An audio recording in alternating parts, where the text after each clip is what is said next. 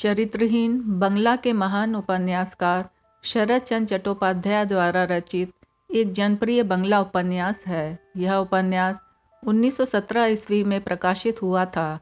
वस्तुतः इसमें दो कथाएं समानांतर चलती हैं, सतीश सावित्री की कथा और किरणमयी की कथा। उपेंद्र दोनों कथाओं को जोड़ने वाली कड़ी है।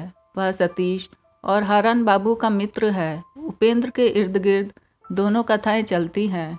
उपेंद्रनाथ पेशे से वकील हैं। सतीश उपेंद्र का मित्र है, जिसे उपेंद्र अपने छोटे भाई के समान समझता है। दिवाकर उपेंद्र का ममेरा भाई है, जो कि उपेंद्र के घर में ही रहता है। सतीश पढ़ाई के लिए कलकत्ता आता है, तो उपेंद्र बीमार हारान बाबू की देखभाल के लिए। सतीश सावित्री की कथा उपन्यास के शुरू से ही चलती है। सावित्री एक विधवा है। वह एक मेस में नौकरी करती है, जहाँ सतीश रहता है। सावित्री ने एक ब्राह्मण के घर में जन्म लिया और उसी के अनुरूप संस्कार और समझ पाई।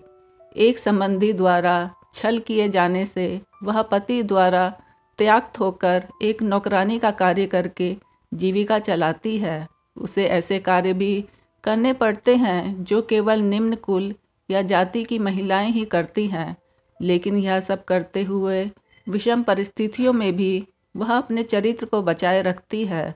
बहुत से लालची पुरुष रूपी भेड़ियों के बीच रहकर भी वह सतीश के प्रति आजीवन समर्पित रहती है। वह सतीश को प्यार करती है, लेकिन खुलकर कभी इजहार नहीं कर पाती। सतीश उसे समझ नहीं पाता और वह उसे ऐसी चरित्रहीन औरत समझ लेता है जो किसी दूसरे के पास चली गई हो। सावित्री के कारण ही उपेंद्र और सतीश में मनमुटाव होता है। उपेंद्र सावित्री को उस दिन सतीश के घर देख लेता है, जिस दिन वह सतीश से पैसे उधार लेने आती है। सावित्री कोलकाता छोड़ने और वाराणसी की शरण लेने के लिए मजबूर हो जाती है। उसे खोने के बाद सतीश को असहनीय पीड़ा होती है। इसी बिंदु पर किरणमयी और सरोजनी उसके जीवन में प्रवेश करती है। सरोजनी पाश्चात्य शैली में शिक्षित, प्रगतिशील, चिंतन वाली महिला है। वह उपेंद्र के मित्र ज्योतिष की बहन है। उपेंद्र के माध्यम से ही वह सतीश को जानती है और उस पर मोहित भी है। सरोजनी को शशांक मोहन नामक युवक भी चाहता है, लेकिन सरोजनी की माता सतीश को ही दामाद बनाना चाहती है। शशांक मोहन सतीश और सावित्री की कथा ज्योतिष को सुनाता है, जिससे सरोजनी के विवाह की बात अटक जाती है। किरणमयी उपेंद्र के मित्र हारान की पत्नी है, जो अक्सर बीमार रहते हैं। किरणमयी तरुण एवं अत्यंत सुंदर, अत्यंत बुद्धिमान एवं युक्तियुक्त महिला है।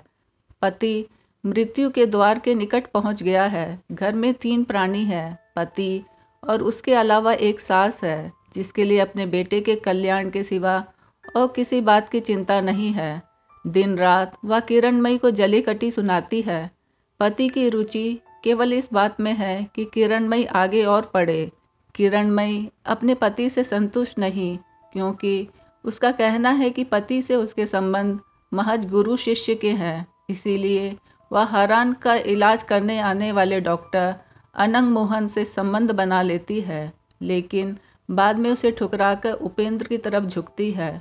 उपेंद्र अपने एकनिष्ठ पत्नी प्रेम के कारण उसके प्रेम निवेदन को ठुकरा देता है, लेकिन वह अपने प्रिय भाई दिवाकर को उसके पास पढ़ाई के लिए इस उम्मीद से छोड़ जाता है कि वह उसका ध्यान रखेगी। दिवाकर अभी अपनी किशोर अवस्था में है और किरणमयी की चालों को देखने में नाकाम रहता है। वह एक अनाथ बालक है, जो इस बात से अत्यंत प्रसन्न है कि किरणमयी उसे अपने भाई के समान मानती है। वह पढ़ाई छोड़ देता है। धीरे धीरे किरणमयी की अलौकिक सुंदरता से आकर्षित होता है और उनके बीच प्रेम की प्रगाढ़ मनोदशा विकसित होती है। अपनी अपरिपक्व और अनौपचारिक समझ के लिए उसे भारी कीमत चुकानी पड़ती है। वह किरणमयी के साथ अपने संबंध के बाद पूरी तरह से गैर जिम्मेदारी का कार्य करता है। उपेंद्र के डर के कारण ही किरणमयी दिवाकर को अराकान बर्मा भगा ले जाने का काम करती है। दिवाकर अनाथ है, परिपक्व नहीं है, लेकिन इस तरह भगा ले जाने के बाद भी किरणमयी को अभिभावक के रूप में अपनी जिम्मेदारी का पूरा एहसास है। लोगों की दृष्टि में प्रेमी प्रेमिका या पति पत्नी के रूप में रहते हुए भी वह दिवाकर को शारीरिक सुख के लिए प्रेरित नहीं करती।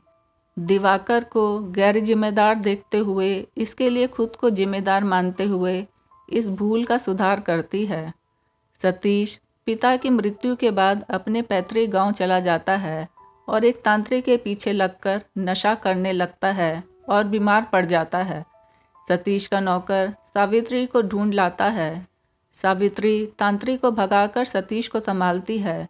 वह उपेंद्र के नाम भी पत्र लिखती है। उपेंद्र भी सावित्री के बारे में सब कुछ जान चुका होता है। वह सरोजनी को लेकर गांव पहुंचता है। उपेंद्र सावित्री को अपनी बहन बना लेता है और सतीश सरोजनी का विवाह निश्चित कर दिया जाता है। सतीश आराकान जाकर दिवाकर और किरणमयी को लेकर आता है। किरणमयी उपेंद्र के सामने नहीं आना चाहती, इसीलिए वह सतीश के घर नहीं आती, लेकिन बाद में पागल अवस्था में सतीश के घर पहुंच जाती है। उपेंद्र दिवाकर का भार सावित्री को सौंप सतीश, सावित्री, दिवाकर और सरोजनी की उपस्थिति में प्राण त्याग देता है। जिस समय उपेंद्र की मृत्यु होती है उस समय किरणमयी पास के कमरे में गहरी नींद में सो रही होती है। उपेंद्र की मृत्यु और किरणमयी के पागल हो जाने के साथ इस उपन्यास का अंत हो जाता है।